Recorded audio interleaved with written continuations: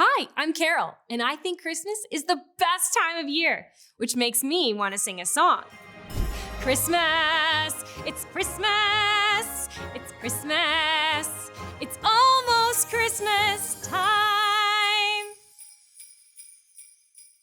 I love decorating my tree. My favorite thing about Christmas is Jesus. We can't have Christmas without him.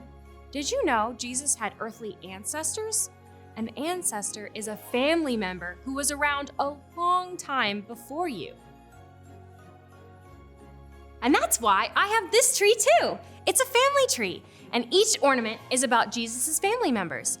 Jesus' ancestors were part of God's special people called the Israelites, and there were a lot of them. If we look in the first book of the Bible called Genesis, we can see how Jesus' family goes all the way back to a man named Abram and his wife, Sarai. Abram and Sarai lived in a land called Haran. One day, God promised to give Abram a new land to live in, and so many kids and grandkids that they would become a whole nation.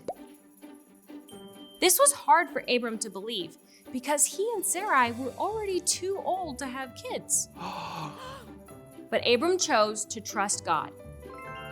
So he and Sarai went on a journey to the new land God had promised them. Their trip lasted many years, and as they traveled, God blessed them by rescuing them from dangers and by giving them many possessions. Possessions are things that belong to you, like Christmas presents. God took care of them, but he hadn't given them any children yet. One day, he took Abram outside his tent and told him, "Look up at the sky. Count the stars if you can. That's how many children will be born into your family." God promised to bless the whole world through this family. This was a great reminder that God always keeps his promises in his own perfect way. When Abram was 99 years old and Sarai was almost 90, God gave them new names: Abraham and Sarah. These names meant that they would be the father and mother of whole nations.